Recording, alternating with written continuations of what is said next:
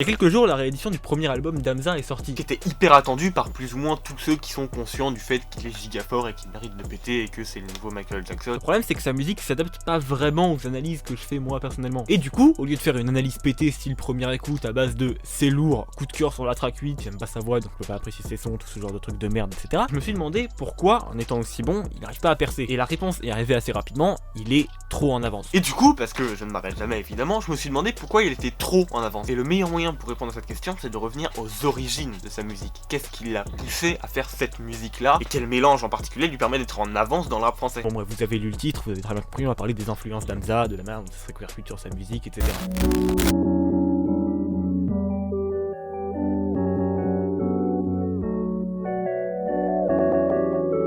Alors on va commencer doucement, hein, le R&B c'est hyper important dans ce que fait Hamza. À un moment donné, il va quand même falloir ouvrir les yeux, c'est pas trop niable du tout en fait. Surtout si on considère que le R&B c'est un mélange de soul, pop, hip-hop et rhythm and blues traditionnel. En gros le R&B d'avant qui lui aussi était un mélange de plein d'autres trucs mais pas particulièrement comme maintenant, on peut quand même partir du principe que c'est un artiste R&B, c'est pas forcément un artiste rap. Même s'il se range dans la case des rappeurs pour pas se couper de tout le public français et parce que le rap c'est ce qui est le plus proche de ce qu'il fait. Il y a plein de trucs qui appuient ça. Qui résonne en tant que son et pas en tant qu'album, exactement comme dans la pop. Je vous rappelle quand même qu'avant de sortir son premier album et de sortir sa réédition, il a sorti 4 mixtapes qui duraient de 12 à 25 titres. Donc il est quand même bien dans un délire d'album, hein, on va pas se mentir. Ces morceaux servent à nous ambiancer avant tout, le texte est assez simpliste et ça sert surtout à transmettre une vibe, c'est un peu la forme avant tout. Il rappe quasiment que sur de la trap avec des textes d'ego trip et de gangsta rap de manière ultra puissante, comme tous les gros MC américains le faisaient au début, enfin même continue, hein, mais bref.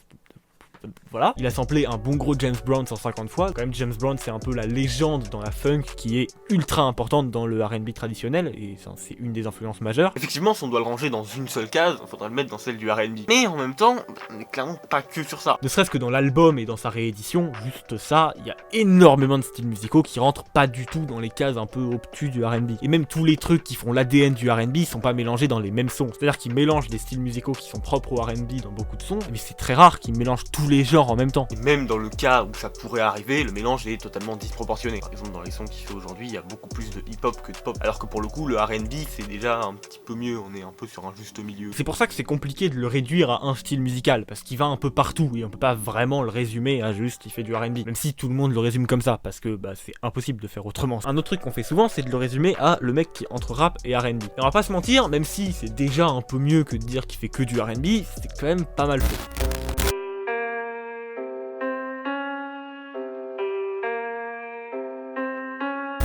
La première chose qu'on se dit quand on écoute du Hamza, c'est que ce mec, c'est probablement le dernier mec dans le rap français à n'écouter que du rap américain. À se dire que, ok, il prend aucune influence dans le rap français et qu'il est totalement axé sur les quinries. C'est à la fois complètement vrai et complètement faux en fait, c'est un peu particulier. C'est vrai parce que quand on l'écoute, on est sur des sons qui sont hyper américains. Quand on écoute des sons comme Meilleur ou bien le feat avec 13 blocs, c'est vraiment des sons qui sont hyper US. Et des fois on se demande même si c'est un rappeur américain ou français. Et si vous n'êtes pas convaincu de ça dès que vous l'écoutez, écoutez Mac and Cheese en fait tout simplement. Là tu te dis juste ok, le flow, les adlibs, la prod, c'est Migos. Quand t'ajoutes ça au fait qu'ils disent un mot sur deux en anglais, bah tu te dis ok le mec est matrixé par les States, c'est n'importe quoi. Et le pire, c'est que cette influence-là, celui des States et des rappeurs américains, etc., elle s'arrête pas du tout là. Et pour comprendre ça, il suffit juste d'écouter ce qu'il dit. Quasiment que du fumé, teasé, baiser, hein, surtout teasé pour lui, mais c'est particulier. C'est hyper mis en avant et bah en même temps c'est un peu indispensable dans ce genre de son avec ce genre de vibe et ce genre d'influence. Et juste avant que vous dislike, je sais qu'il y a ça dans le rap français, me prenez pas pour un con s'il vous plaît, merci. Mais la différence entre Hamza et les rappeurs français en général, c'est que les textes d'Hamza sont beaucoup moins développés que tous les autres. Par exemple, de manière extrêmement simple, le Damso de Batterie Faible a fait énormément de sons dans lesquels il parle énormément de bicrave, drogue et cul. Le truc c'est que,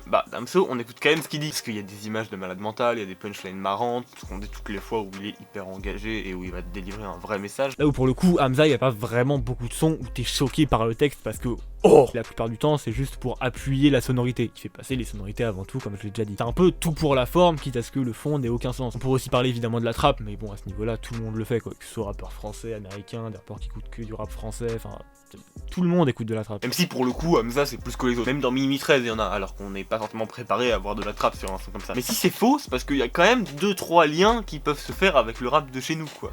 Le rap bien français.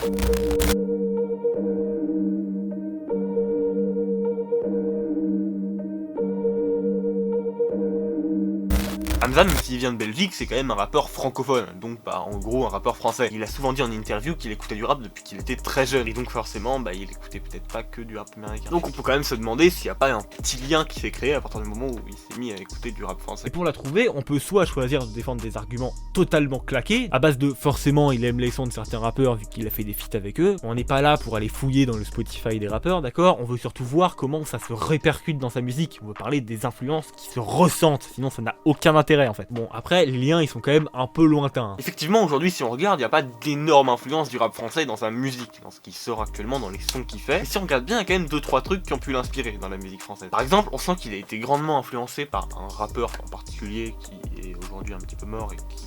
voilà, on va en parler. La Fouine. Alors c'est bizarre de SO La Fouine comme ça en 2019, mais juste pour vous faire écouter un petit peu et que vous compreniez que je suis pas non plus complètement parti tout seul, un son de La Fouine parmi tant d'autres avec un flow qui le caractérise, plusieurs extraits de Recto Verso, quand même un petit lien qui est envisageable. Et il y a aussi une énorme influence par le DUC Kobzer.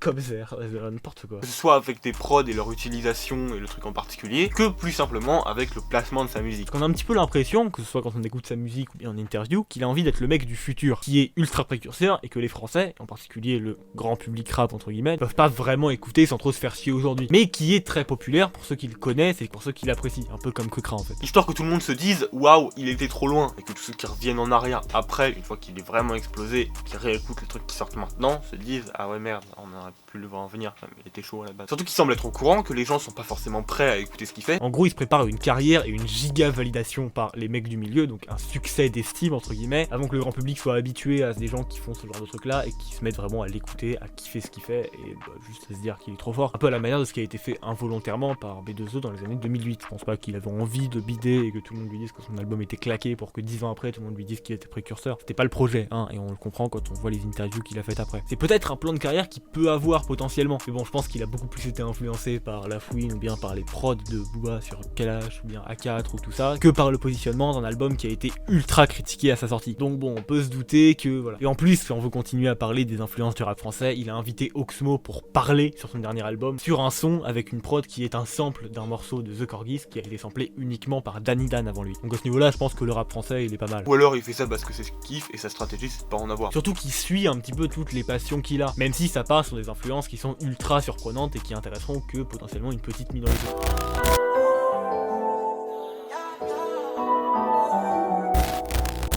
C'est clairement la musique traditionnelle, qui, même si elle est arrivée assez tard dans sa discographie, semble être ultra chère à Hamza et qui donne une richesse supplémentaire à tout ce qu'il fait. Et si je dis musique traditionnelle, au lieu de citer un genre en particulier, c'est parce qu'il a des influences de plein de musiques traditionnelles, mais pas de un. Pas que de la musique folklorique marocaine, parce qu'il est marocain.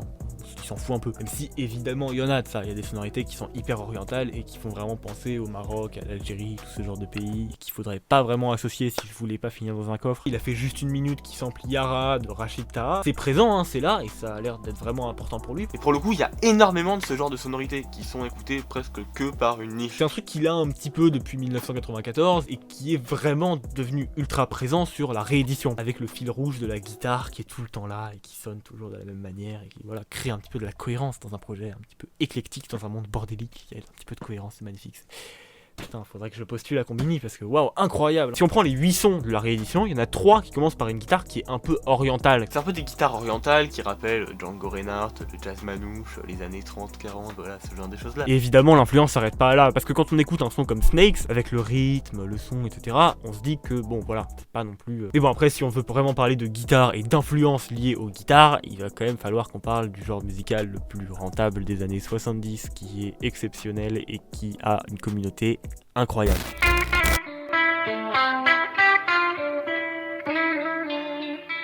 Il va falloir qu'on se mette à parler du rock parce que dans Paradise il est giga présent. Et pour le coup, exactement comme pour la musique orientale et traditionnelle, il est encore plus présent sur la réédition. Parce que les guitares de la réédition, c'est soit du jazz manouche, comme je viens d'en parler, soit pour le coup de la guitare électrique. Mais j'aimerais quand même rappeler qu'il y a guitare électrique et guitare électrique. Elle est utilisée comme elle le serait dans n'importe quelle balade au final. Que ce soit Snakes, Céline, Goat. Et je trouve que le côté balade, ça résume aussi bien Hamza en général que la réédition par rapport à Paradise. C'est un truc extrêmement calme et qui sera là juste pour te mettre chill au milieu de bois et d'ego trip et de gangster rap et de banger et de tout ce que tu veux. Bah pour le coup, si on devait résumer Hamza, au lieu de dire que c'est le mec qui est entre R&B et rap US, ce serait déjà un peu plus pertinent, on serait déjà mieux sur l'échelle du respect et de la cohérence. un petit peu quoi. Et ça rajoute vraiment une autre ambiance au son qui est pas du tout attendu. Des sons qui sont introduits comme étant doux au lieu de sons comme Meilleur où tu pars déjà sur de la bonne grosse trap ultra violente et qui auront du coup encore plus de relief qu'un son normal de Hamza parce que à la base on part très très haut un son de Hamza, là on part assez bas. Alors attention, c'est ni un truc qui est inédit dans la réédition ni un truc qu'il a que avec cette influence là, c'est juste que pour le coup ça marche particulièrement bien avec les ballades. Et pour approfondir, il va falloir qu'on parle d'une track mais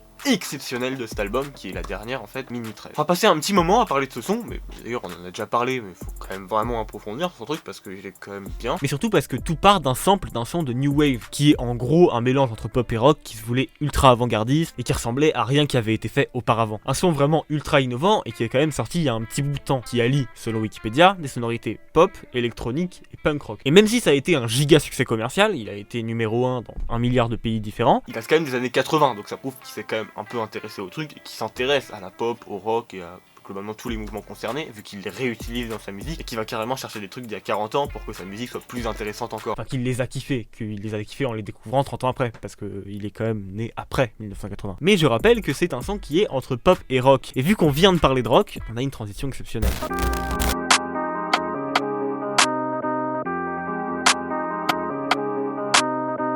J'ai vite fait défini Minuit 13 dans l'aspect un petit peu rock parce qu'il était quand même un peu à moitié entre les deux, mais si je dois être de bonne foi quand même. Mais en vrai, si on considère que Everybody's Got a Sometime de Corgi c'est un son qui a 1 milliard d'influences, clairement celle qui est la plus exacerbée c'est la pop. La vibe est hyper pop, surtout au début, et elle donne une importance capitale à la voix, exactement comme dans la pop en fait, et l'intro de Chris rentre exactement dans les critères de la pop pour le coup. Mais en soi, on pourrait se dire que ça prouve absolument rien, parce que typiquement Breaking Bad, c'est un son qui est très pop, mais c'est tellement un ovni, autant dans sa carrière que dans le paysage musical, on peut pas vraiment dire que c'est le genre de choses qui ressemble à ce qu'il fait en temps normal. Mais la différence majeure entre Minuit 13 et Breaking Bad, c'est que contrairement à Breaking Bad, Minuit 13 il arrive après tout l'album et que il est pas choquant. Genre effectivement il est bien meilleur que le reste à mon sens, mais bizarrement c'est pas surprenant, même si ça arrive juste après Meilleur. On pourrait même se dire à la limite que c'est un son qui résume à lui tout seul toute la carrière d'Hamza. Parce que dedans il y a de la pop, un petit peu de rock mais pas beaucoup, du rap français et du rap américain. Donc c'est en gros toutes les influences majeures qui ont dû façonner Hamza à un moment ou à un autre. Et ce mélange des genres aussi réussi et aussi exceptionnel, ça fait de ce son pour moi un potentiel futur classique. D'ailleurs même pas potentiel, c'est un futur,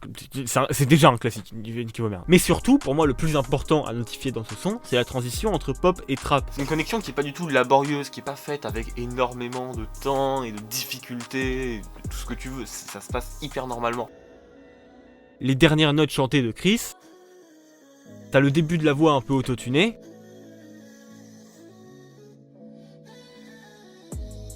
le beat très trap qui se lance,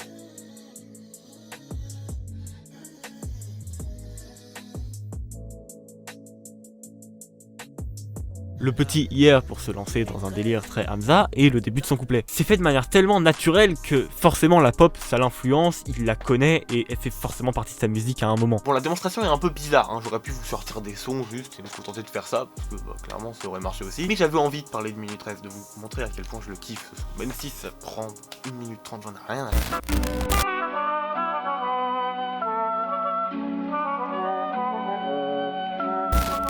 Bref, la magie d'Hamza qui traverse toutes les frontières, autant musicales que administratives, que tout ce que tu veux, n'est pas due à rien du tout. C'est, pour simplifier, un ajout d'énormément de styles musicaux, dans deux en particulier, le rap et le R&B. Quand on voit ce genre de mélange et qu'on imagine tout le taf que ça nécessite pour que ça rentre bien et que ce soit pas dégueulasse, on a d'autant plus de mal à accepter le fait que les auditeurs de rap, pour diverses raisons, ne soient pas prêts à écouter cette dinguerie. Personnellement, ma plus grande peur, c'est qu'ils se barrent. Possible, c'est déjà arrivé, ils parlent super bien anglais, donc ils pourraient très bien se mettre à faire du rap en anglais. Surtout qu'il y a des mecs d'Amérique qui l'approchent. Bon, on n'est pas ouf si c'est comme ça.